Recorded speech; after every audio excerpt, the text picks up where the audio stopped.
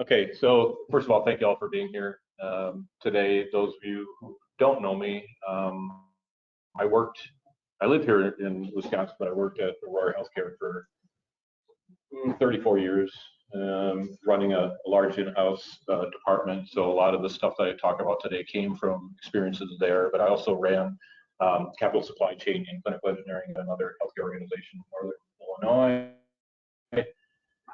The stuff that I'm talking about works. I know it works because it's worked in a couple of different organizations. Rob was with me during our time at Aurora, carried those things to ProHealth. They work there too, don't they, Rob? So that's a little bit about my background. Now I work for Accruent, but you know, I kind of do this thing with our customers, kind of coach them to how to do things better. So our agenda for today, we're going to review the barriers to getting staff. It's important to know what those barriers are. And by the way, if I'm standing in the way of the screen, just say get the hell out of the way. It's important to understand what those barriers are so you know how to overcome the barriers. Okay, so we'll cover that. Finances, perceptions, typical productivity models, and I'll kind of walk through that, how it works or doesn't work as it were. Old school benchmarking. Did anybody go to the benchmarking session right before this? Yeah, so maybe you can add a little bit to that. A better productivity model, and you'll see how that's key. Having a good, effective productivity model is key to getting staff. Okay? What data you need in order to effectively do this, having an accurate inventory, device hours per modality, annual device hours per tech, and then the cost to outsource. And you'll see how that all plays into, you know, once we get to the end of that, how you present that in an effective way. So that takes us to how to make your case. And then I'll pass the baton to Rob, and he'll actually go through a couple of use cases or case studies where he's actually employed this methodology at ProHealth. Okay, so let's start with an overview of the barriers. Healthcare finance perceptions. They're interesting perceptions. I said to a finance guy once, when I go on vacation, can I vacation in your head? It must be like freaking Disney World in there. That didn't go over real well. But some of their perceptions are, number one, everything that you buy new, you replace and retire the same amount of equipment. Okay, that's their perception, which is never the case. I don't know about you all, but we average 10% inventory growth year over year. Okay, and I think that's fairly common. Along with that, because that's the assumption, okay, if your inventory stays flat, well, then your staffing should stay flat, right? And your budget should stay flat, right? But that's not the case. That's never the case. Another perception they have is with regard to efficiency. So the thought is, and this is not just restricted to HTM. This is true of literally every single department within the hospital. If I don't force you to become more efficient, you won't. You won't do anything proactively to increase your productivity, to do more with less. So if I deny you resources, whether they're financial resources or human resources, you'll be forced to do things differently, to do more with less, right? That's the mindset, okay? So if you know that's a barrier, then you got to figure out a way to show them that you are doing things proactively to become as efficient as possible. And I'll show you some strategies and methods that we use to do that, okay? Let's talk about productivity model. I'm curious how many of you are on this, are on a fixed productivity model? You even know? I'm not sure what that is. Okay, all right. Most organizations that I'm familiar with are on a fixed productivity model. What does that mean? It means that how your productivity is measured is they take the number of budgeted hours divided by actual worked hours times 100% to get your productivity percentage. Okay, so let's do the math on this. Say you've got a 5-person department, okay, and they're budgeted for 40 hours a week. Okay, it's 200 hours, and they work each of them 40 hours per week. 200 divided by 200 times 100, 100% productivity. Okay, easy peasy. Here's the problem: if you work any overtime whatsoever, it goes in that denominator, right, of actual work hours, and your productivity drops. So even if you do something that's going to save your organization money, you're going to have somebody work overtime to fix something that you might have to outsource otherwise, right, and pay somebody a boatload more money. You're going to be pinged by your productivity measure. Okay. Let's say that you have a guy take a week's vacation. Okay. Now it's 200 because that's what your budget is. Divided by 160. Okay. You got one guy off for the whole week. Is 125%. So think about that for a minute. You're the most productive when you're not working at all. How the hell does that work? It just doesn't make sense, does it? So we'll talk about a better productivity model that we implemented and was adopted working with our operations improvement department. Okay. And then there's old school benchmarking. How many here have had a consultant come in your organization and meet with your leadership? Okay, you know, most people have. I've worked with a number of different ones, but a lot of times their benchmarking is tied to bed count. Okay, well, here's the problem with that. If you work in an academic medical center or a high acuity hospital, your equipment density is much higher than it would be in a lower acuity healthcare center, right? And what are your costs based on? What is your staffing based on? It's entirely based on your inventory, right? How much time it takes to support that inventory. Okay, so that doesn't really work too well. Square footage is another one. This is a lot more prevalent in the facilities engineering space, but some still apply to HTM as well. Similar thing, right? I mean, if you are a certain type of organization that has a higher equipment density, it doesn't matter what your square footage is, right? It's based on your inventory. Now, there's some that actually do base their benchmarking on inventory, okay? But how much of that inventory do you service in-house? I mean, let's think about that. If you have service contracts on a bunch of stuff, the time that it takes to manage service is a hell of a lot less than what it takes to actually do the service, isn't it? So, I mean, it just doesn't, it doesn't work out all that well. It's so interesting. It was Deloitte. So Deloitte was in consulting with us, and they analyzed our department, and it came back and said that we had an unbalanced mix of contract versus non-contract service. I'm like, yeah, I did that on purpose because we could do it faster and better for less money. So, but you're gonna ding me on having made that decision? That makes no sense. So if you're relying on somebody else coming in and using those old school benchmarks, was there anything else that talked about in the benchmarking session that you could throw in here? Okay.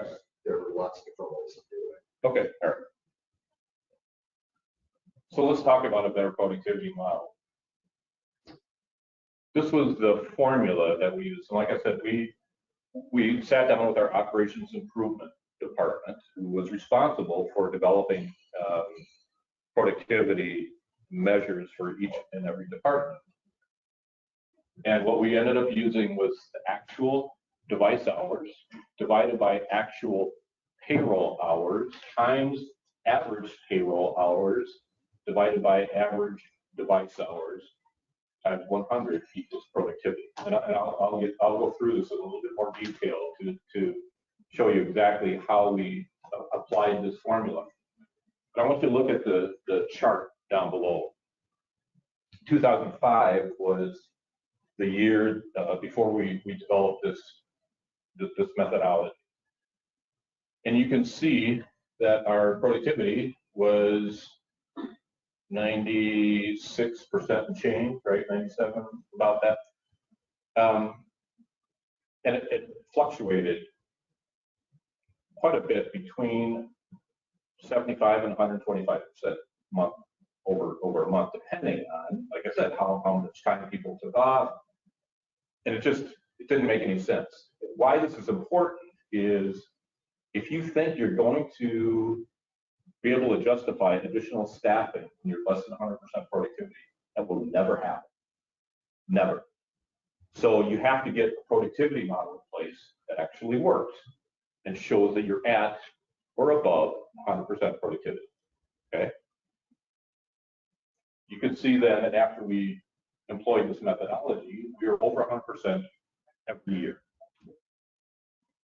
And I'll show you how that played into the presentation that we do with finance every year at budget time. Okay, so I showed you the formula. You can't do any of that stuff if you don't have good data integrity.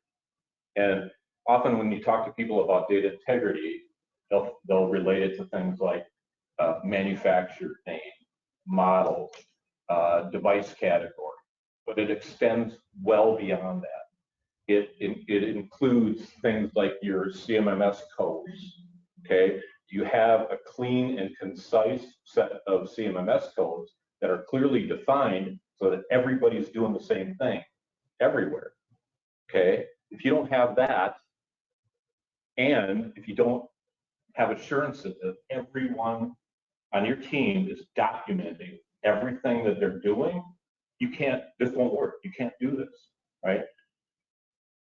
I can tell you that I've had some pretty direct conversations with people about this, because people will text, a lot of times will push back and say, what do you do? Fix equipment or take care of my customers or document my do my paperwork? It's like, well, I need both, right? You're complaining all the time that you're overworked and you don't have enough hours in the day to do what needs to be done. Okay, I can't help you if you don't document the stuff you're doing. If I don't have the data to justify additional staffing, I'm dead in the water. I can't do anything to help you. So the WIFM for text, what's in it for me, is that, right? I need you to document every single thing that you do, and I'll show you how we use that. Whether it's directly related to a piece of equipment or not, I need you to document everything that you do, okay? Because you can't do this without that, okay? And some of those conversations were pretty direct, right? To me, it was, in this organization, it is a condition of employment. Okay, life's about choices, my friend, and if you want to work here, you will document everything you do, or you won't work here. Why? Because I can't allow you, in your unwillingness to follow policy, to put my entire program at risk. I won't allow that. Okay, so might sound a little bit like a hard ass. You have to have that. You have to have it, and eventually, once your staff sees the benefits that will bring, trust me, they'll be on board, and in fact, they'll use peer pressure to make sure everybody's on board and doing what they need to do. So I talked about, the codes in your database, because you notice in that formula it included actual device hours and average device hours. Okay, so how do I get that? Well, we separated out the time that people actually spend working on equipment and the time that they spend doing other things. So under the list of device hours, it included things like plan maintenance, corrective maintenance, incoming inspections, incident investigations, hazard alerts, recalls. You may have different codes than what's on here, but you need to determine which of those codes is directly related to working on equipment, either fixing a customer or fixing equipment, okay? Those become your device hours, okay? Non-device hours are things like department meetings, compliance training, vendor training, administrative work, special projects, and travel. The other thing I'll say about this is that these things tend to become a dumping ground for ways to meet a number. Let me tell you, don't ever tell your staff to hit a number, because you'll get whatever you ask for, but it won't mean anything, okay? Just tell your staff to document everything that they do and be honest about it. So having done this, the first year that when we started this, the average per technician was 1,001 device hours. That number is the average in the industry. I don't know if you knew that, but if you're looking to benchmark, that is pretty much the average in the industry. Okay, and then 859 non-device hours. These things over here, you'll notice what's not in there is PTO. Okay, where you'll see that is one of the reasons that's important is if you reach a point where you can determine how many hours you need, and then you use 2080, which is an FTE as your advisor for that, you're cheating yourself immensely. Okay, because let's be real, your staff's not spending 100% of their time working on equipment. Okay, so don't use that number. You won't have enough people to do what needs to be done. Okay. The other thing is, you'll see a trend here. Once you start measuring this, when you understand what's in here, you can start working toward reducing that, finding other ways. Rob, you and I talked about this. Even if you are able to justify staff, you're going to be struggling to find people, right? So you need to have the staff that you do have support spending as much of their time doing what you hired them to do. That's the stuff over on the left, right? Okay. So now that you have an idea of how much of the time this document is related to device hours, you use a percentage of the documented device hours to the total documented hours to determine what represents 100% productivity. Okay, so this first year, as an example, 53.82%. So it was 1,001 divided by the total number of documented hours, which was 1,001 plus 859, to determine what represents 100%. So over a 40-hour work week, if one of your technicians documents 21.53 device hours and 18.47 non-device hours in the database, that equals 100%. Okay. So I've had people push back on me with this, saying that, well, that's not a measure of productivity. If you understand where productivity came from manufacturing. You determine that you can produce so many widgets in an hour or whatever time period, right? But a real productivity measure is something that should help you to continually improve and get people to do more. So let's look at this, how this impacts related to some of these different things. So if you do work overtime, what happens? Total hours goes up. Hopefully your device hours go up as well, because hopefully your staff's not working overtime to do any of the stuff that was on the right-hand column, right? Attending meetings, you better not be paying people overtime to do that stuff, okay? PTO, somebody takes PTO, your device hours goes down, but so does the total hours, okay? So it moves the way that it should move in a reasonable model, okay? If somebody documents more than 21.53 device hours, the productivity goes above 100%, and if they document less than 21.53 device hours, productivity drops below 100%. So what we provided, we ran this for a couple months as a trial. What we provided to our operations improvement folks was just the device hours. That's it. And then they plugged in the other numbers, and they gave us our productivity calculation.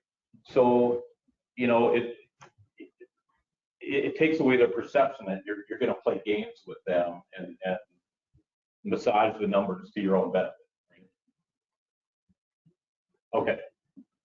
So what was the outcome of that? So you'll see in 2006, the numbers that I shared with you where we stood at that period in time. 1,001 device hours, 860 non-device hours.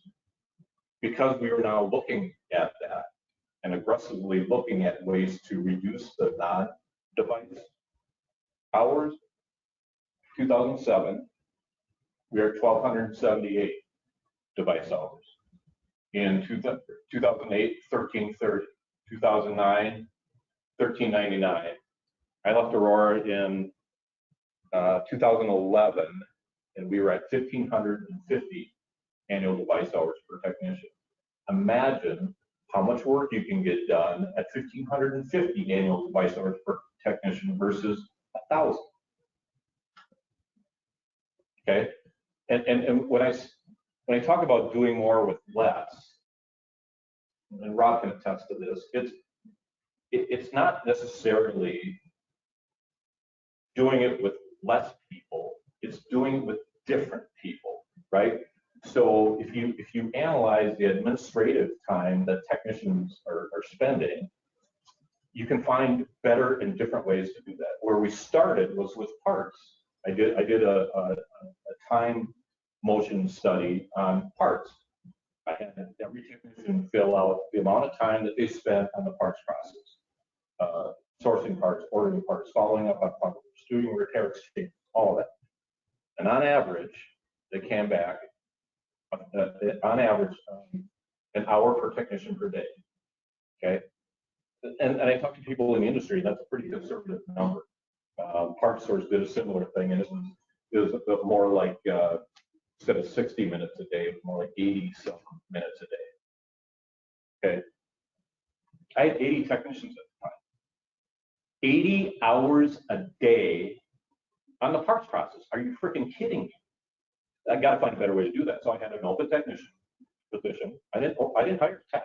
I hired a parts procurement specialist, and I created a process so that all part requests went to that person to do the sourcing and all the benefits that came with that, right? So had a CT engineer up in Green Bay who found a great source for high voltage tank for CTs, and he's the only guy that knew it.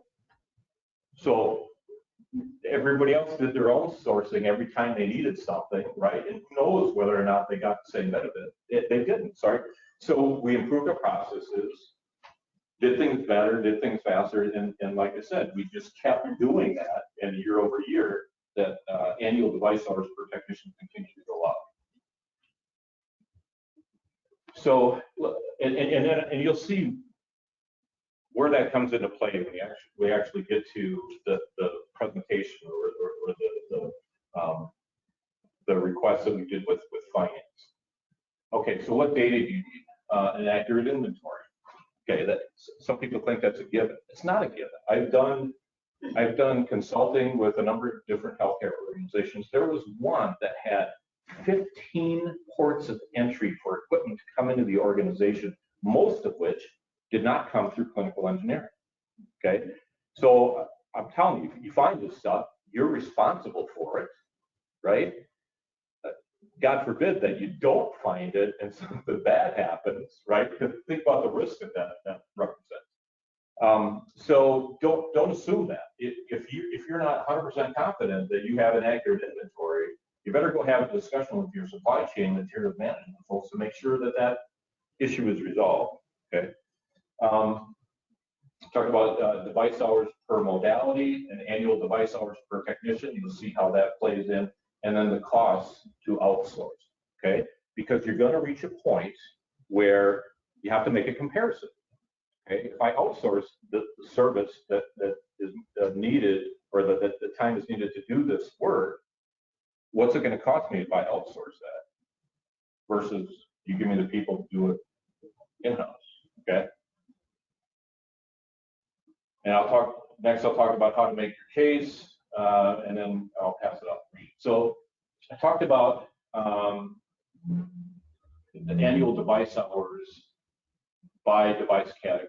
So we created this table. Once we got to the point where people were documenting this stuff consistently and accurately, we created this table. It's a bit of an eye chart, but you'll see for every single device category, the next column is how many of those devices we have in our active inventory. What is the annual hours required per device, and that's just multiplication. How many device hours do we need to support that inventory in a given year? Okay. And then I talked about having consistent and concise codes with precise definitions so that everyone's documenting things the same way. When I first started this initiative, we had over 150 codes in our database. So you know what that translates to? I could have 20 different technicians doing the exact same work and coding it 20 different ways. How can I ever do any internal benchmarking and measure anything? I can't. Okay. So you'll see, a relatively short list of request codes, and then a clear definition for every one of them. And then we spent time walking through this with our technicians, making sure they all understood it. Same thing here with result codes. Okay, you can see for every request code, there was a finite number of acceptable result codes. Again, with clear definitions. Okay, so everybody would be documenting things the same way. Same thing with fault codes. Who's got an AEM program? Anybody? One? Okay. Okay. You can't really justify your AEM program if you don't have a consistent set of fault codes that you can measure. All right, I've made a decision to put these things on an AEM program, extend the frequency or change the procedure. Okay, how are you gonna measure whether that was a good decision? I'll tell you, that's something your surveyor is going to ask you when he comes in. Do you have an AEM program? Yes. What's on your AEM program? You better be able to show them that. Okay. Okay. What's the criteria that you use to make that determination? You better be able to show them that. And if you've got this information, you can do that. And then how do you know that was a good decision? What mechanisms do you have in place to monitor and follow up? Okay, so how do you make your case? This was a one-pager that I went to our finance folks with every single year at budget time. So all that stuff that we collected leading up to this, you can see how it comes into play. Let me explain this a little bit. At the time, our business was broken out into 4 different modality groups. Okay, that was important for me to show that because, I mean, let's be real, imaging resources are more expensive than general biomed resources, right? And so I wanted to be able to determine how many FTEs I needed in each of those categories. Okay. General biomed was one category, specialty biomed, and what I would say is that that's any biomed devices that most people would outsource. So things like anesthesia machines, ventilators, lights, cables, sterilizers. Then imaging group one, we had, because we had just insourced all of our imaging service, felt we needed a higher level of oversight. So we broke it out into two categories. So like the biomed one, like general rad, RNF, CT, MRI. And then imaging group two was linear accelerators, ultrasound, mammos, cath lab. So then our organization was broken out by regions, okay? So our budget was the corporate budget, all consolidated, but then we allocated out to each of the regions. It was based on their inventory. So I needed to be able to show how much did we add in each region. So inevitably, when that region came back and bitched about the increase in their budget, we could show them where that came from, okay? So there were two columns for each region. The first was count, not how many devices did we add in that particular category. And the next column was how many hours did that represent? How many device hours did that represent? Okay. And so we ran those out for each of the different regions to come up with a total for the system. Total number of count and total number of hours. Okay. And then translated into the number of FTEs. How did we come up with that? Okay. So now you go on to that next set of numbers. Total hours added in each of those different modality groups. And at the time, we were at 1,230.25 annual device hours per technician. Okay. So you use that as your denominator to come up with how many FTEs you need. As I said, if you use 2,080, you're cheating yourself immensely. Okay. But here's something, again, going back to those things I talked about at the beginning, the perception that finance has. Remember I said your perception is that if I don't force you to do things more efficiently, you won't. So this is where I use this, okay? I would present these numbers as they were, okay? I said, hold on. If I continue to do things this year the way that we did them last year, I would have needed 5.32 FTEs. But we implemented a number of things, process improvement things, so that right now our annual device hours per FTE are whatever it was, like 1,300 something. So I don't need 5.32 FTEs. I only need whatever it was, 4 or 3.5. Okay. Do you think that developed credibility with my finance folks when I did that? But I will tell you this, I had to have the discussion with them to say, look, 6 months from now, when you all come through with your broad brush reduction in force initiative, I want acknowledgement that I gave at the office. Because what I could have done, knowing that that's coming, I could have gone ahead and stuck with the 5.32, okay, and then give myself a cushion for when that time comes where I can give you back that person. But the way I look at it is I'm dealing with people's lives here, okay? I don't want to hire somebody just to lay them off 6 months down the road, okay?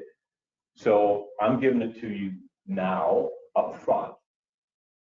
But again, I want acknowledgement. And by the way, I asked for that in writing because inevitably it happened. 6 months down the road, they came through with that RIF initiative. And I said, you remember the discussion we had at budget time? I'll pull out the email and show you. Oh yeah, okay, never mind. So I also show here the productivity, right? Because again, it's important to hold that up front and center. Because if you don't establish that first, then the assumption is going to be you can absorb that additional. Okay? No. I'm at 100% productivity. Okay? Can't absorb it. So then my choices are, how do I accommodate that additional work? And this is where you present what Rob's going to show you, where he showed what that cost would be to outsource it, right? So then the discussion was always, all right, I can outsource it for this much, or you can give me the people that I need to do it in-house, and I can do it faster, better, cheaper for this much. What would you like me to do? I will tell you, never, ever did I get turned down for staff.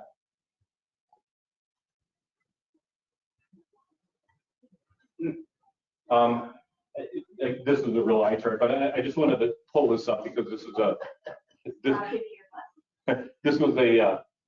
was just a chart of all of the KPIs that I kept and reported to my VP every month. But includes things like cost savings, cost avoidances, number of devices per technician, downtime hours on major modalities, because this is the stuff that they care about, right? Cost of service ratio, but down here, a couple of numbers that I want to call out is productivity, and the other one was response time. And I included not just our response time, but vendor response time. So it's important to show that too, that here's what you get if you give me the people that I need, because it doesn't just impact the cost, it impacts the productivity of clinicians as well, right? Because I can get to things quicker. Rob, I think you're up, buddy. I don't need that. Huh? I don't need that. I talked about it. So, Al mentioned before, I'm Rob Bundick. I'm the director for both healthcare technology management and biomedical engineering at ProHealth here. Just a quick little reasoning why we have two departments. Biomedical engineering for us is purely a cost of service department. PMs, repairs, maintenance are housed in biomedical engineering. Anything else related to owning that device and supporting that device is actually captured in the healthcare technology management department. We do that for a couple of reasons. One, we want to keep our focus on servicing equipment and the cost down. The other is sort of to protect ourselves. Being in-house, we've had 5 consultants in 15 years come through, look at comparing ourselves to outsourcing.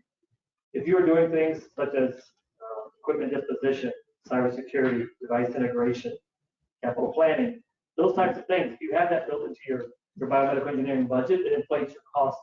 So when the consultants come in, they look at that bottom line number, they say, oh, you're spending too much money servicing equipment. You should outsource, right? They don't look at the details. So we've made it very easy for us. Consultant comes in, what's your cost of service? Here it is. And then we're able to drive down to those details. So that's the reason for 2 departments, and you see what we're talking about. So Al mentioned device hours. For us, we were manually calculating device hours every year. We have a great database analyst. She loves spreadsheets.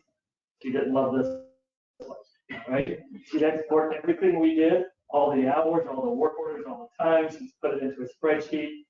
She'd manually calculate those. We start running that off of that. When we were purchasing our new CMS system, one of the first things we said was we want to automate that process. So what we have now is the ability in our CMS system to refresh our device hours every time. Our CMS system will take, with the click of a button, all the hours that will work, calculated by the number of devices, and come down. This is an example of one. As you can tell, this is a GE or OEC CR, and what our device hours are. So the left side is the entry nomenclature of the device and the category number, and then the current device hours, and the right side is actual the model number and information about that device. So for us, it becomes a very up-to-date tool. It auto refreshes every year, but at the click of a button, I can refresh it. So if I'm mid-year cycle and I want to reassess what my inventory growth is because we purchased a new hospital, we're adding inventory in, and I need to set up a model for staffing, I can refresh that data and get what the current information is. Al mentioned cost of in-house versus cost of outsourcing. How many of you actually came through when COVID happened and your hospital came to you and wanted you to reduce that? No one? Surprising. We had several hospitals and people called me and asked, what are you doing? Well, what we did was they came to us and said, they're going to be reducing staffing, they're going to be looking at all departments. What can we show them to say we can't reduce? What I did was actually went through, because we have the data, and integrity is key, we were actually able to pull our hours down, both the overtime costs, the regular hours cost of what our engineers work. I did it line item by line item, not only for engineers, but our support staff.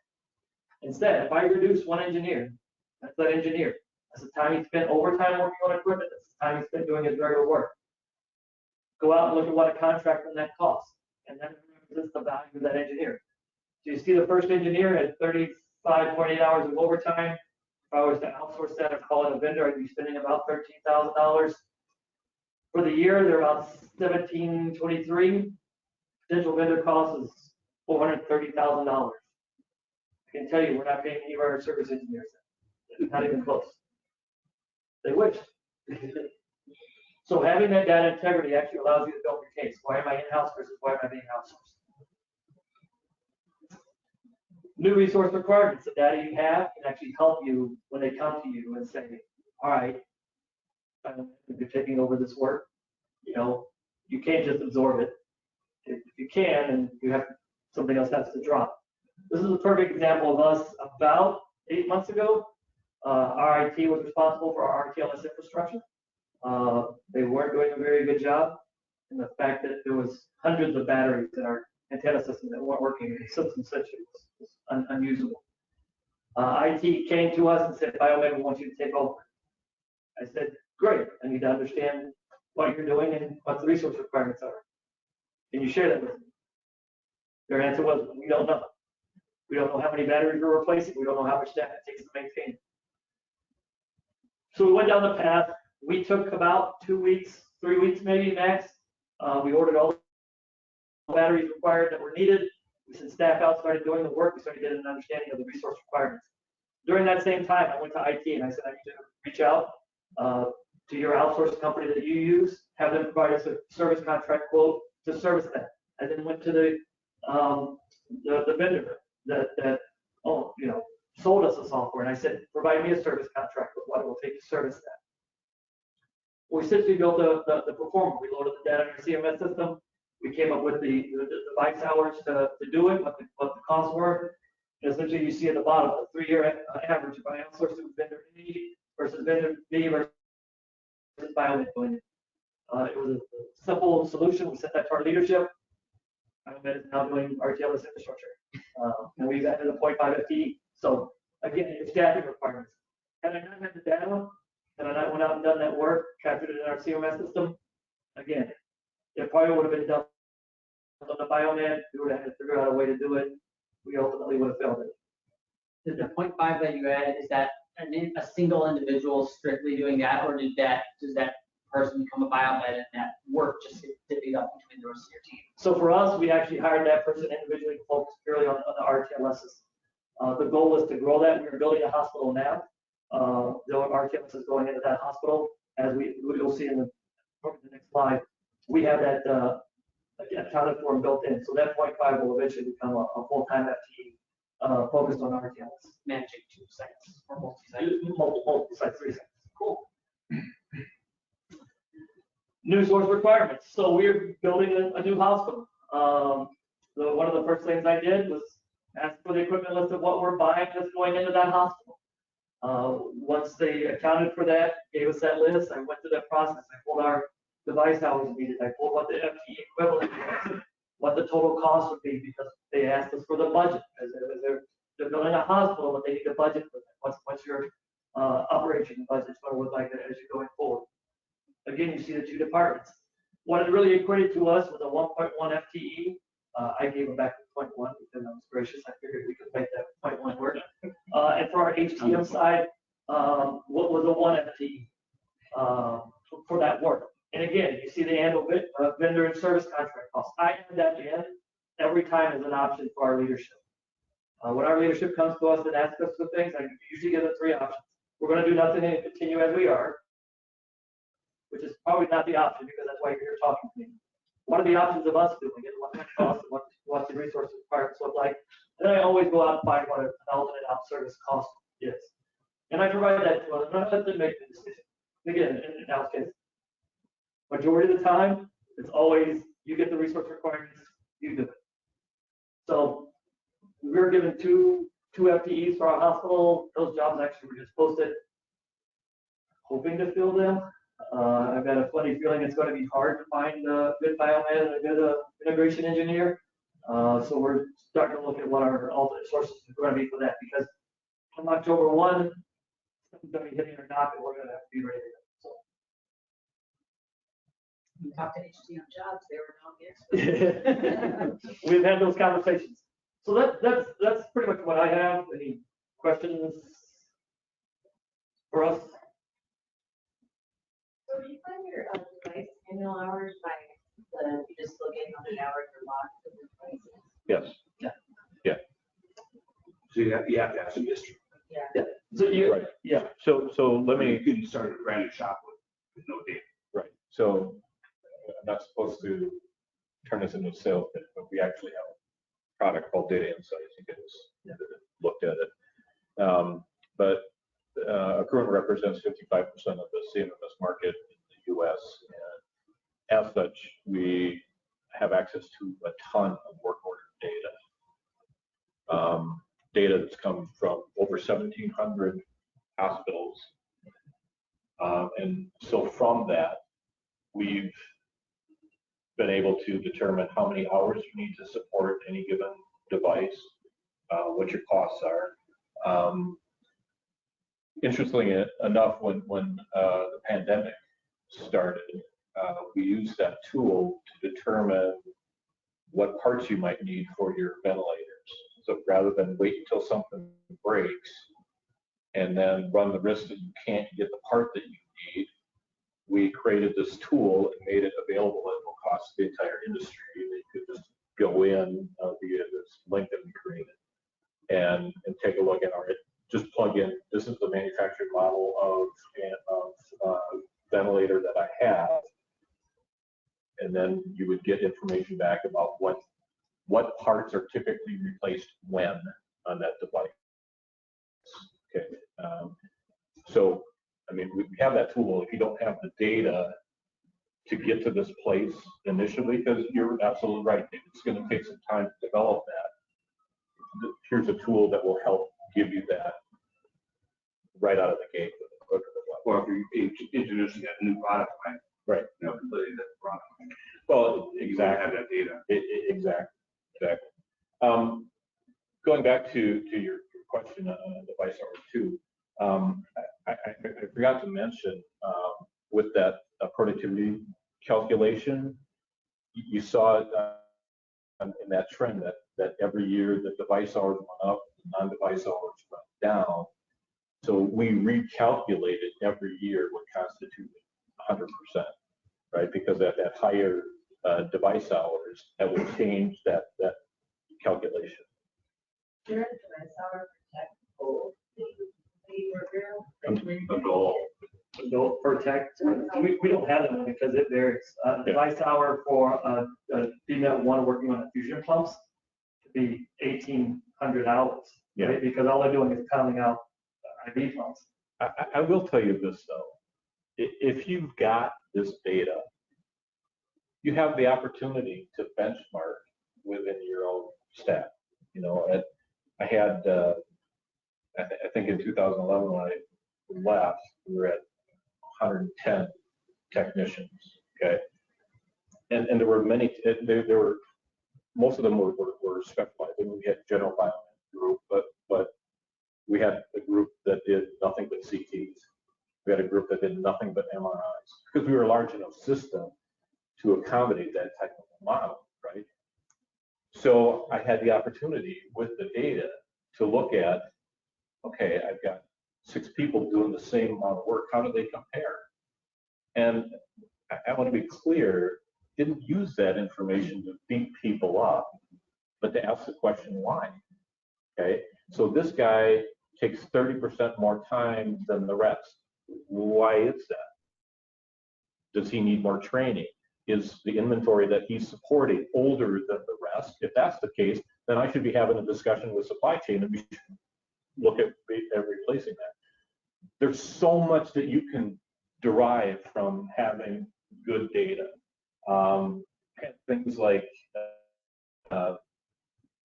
we had a CT that the cost of service ratio was so much higher than the rest of our fleet. Again, why is that? Come to find out, they weren't doing tube warm-ups in the morning, and they start seeing patients and slamming that tube, and so we replaced a lot more tubes on that. So identified that, again, using those comparisons, went and did some training with the staff there, and also those numbers came back down. Same thing, GI lab, we would compare costs from one GI lab to another, and talk a little more where the costs are so much higher, and it came down to cleaning and handling. So we would go and do some training with them, bring those costs back in line. But you got to have the data in order to do any of that stuff. I had a 15 hospital system with about 70,000 devices, and we were doing all of it in-house, all of it. Everything except 3 modalities: Gamma knife, which was a one-of-a-kind specialized device; Cyber knife, which again was a one-of-a-kind specialized device; and the surgical robots, because we all know how accommodating they are in helping service those things yourself. But that's it.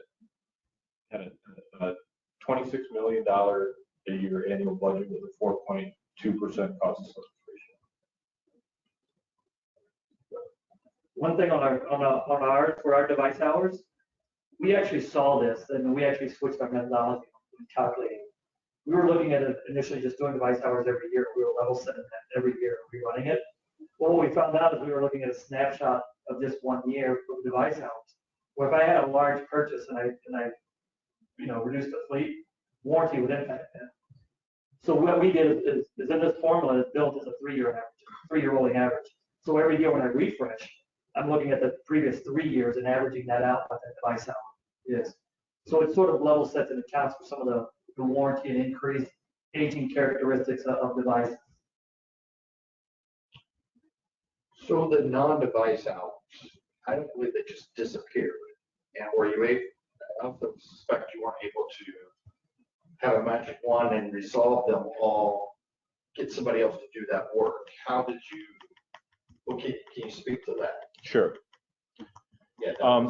Yeah, so it was a matter of identifying what went into that and then analyzing how can we do that more efficient. Okay.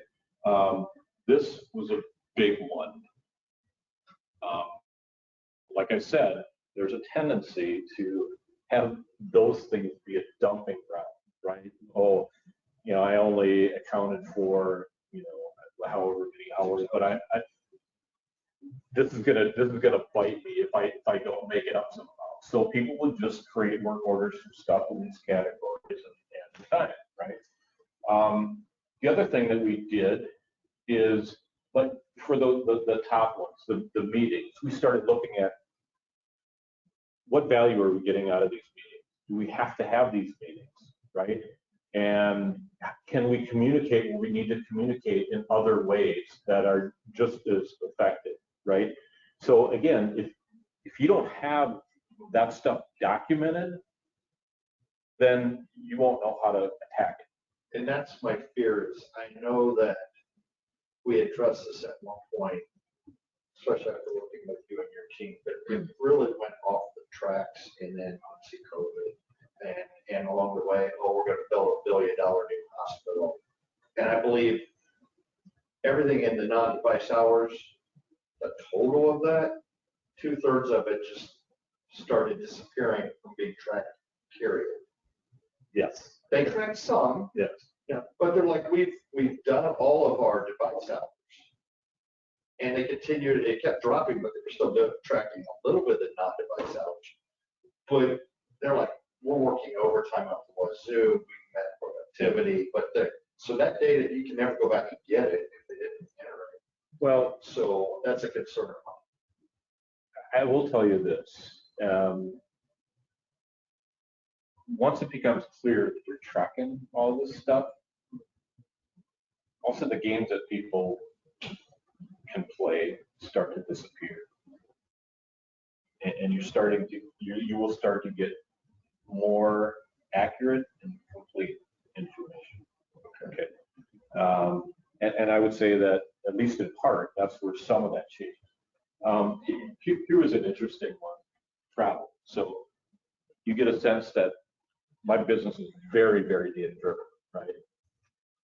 And we had come to the determination that if you, we had a lot of engineers who were specialists and they were like field service engineers, right?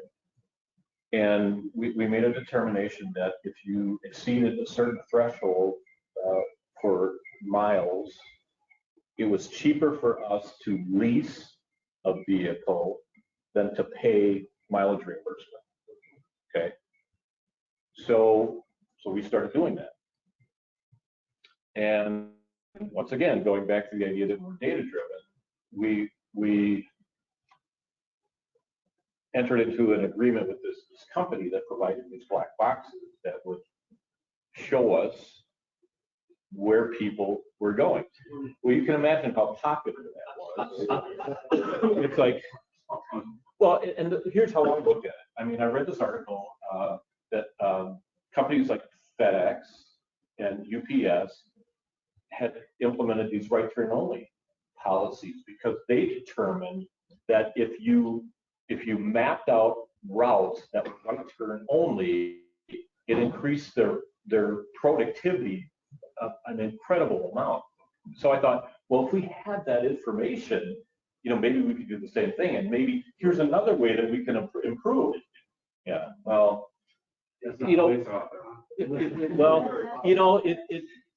so it was only a couple of. You just put it on myself. I mean, Just those couple of people. no, I mean, but most of them said, you know what, it's your vehicle, you do whatever the hell you want. I'm not doing anything wrong. I'm not worried about you finding out anything. But there were a couple.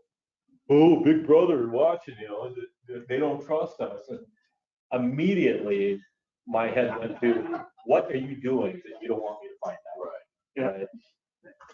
What about your insurance? As soon as you implement the GPS tracking, your insurance always goes down, right? Yeah. So there's cost. Exactly. And I cross-referencing, right? I mean, you have guys that are driving past each other on the interstate to go service something, right? If you can track that, see it, you're gonna eliminate that. Yeah, in fact, it had gotten to the point because that field service aspect was such a big part of our business. I stopped sending everybody to Amy, and there's a couple of conferences out there specific to field service organizations, right? And so let's learn what those people are doing and what tricks they're employing that will help us get better. I'll just tell you, Rob's got the same culture at ProHealth, and that is, I was describe it as just a relentless pursuit of excellence, and we were never satisfied. We're always looking for ways to get better, and that's how we got to where we were at, and that's how we were able to accomplish the things that you did, Yeah, you never get to the point where you settle for what you're doing. As soon as you hit that goal, you just look for the next one and keep going. And the key to that is data and how you collect. Yeah. It's time to go drink. It is. All right. Well, thank you, everybody. Thank you.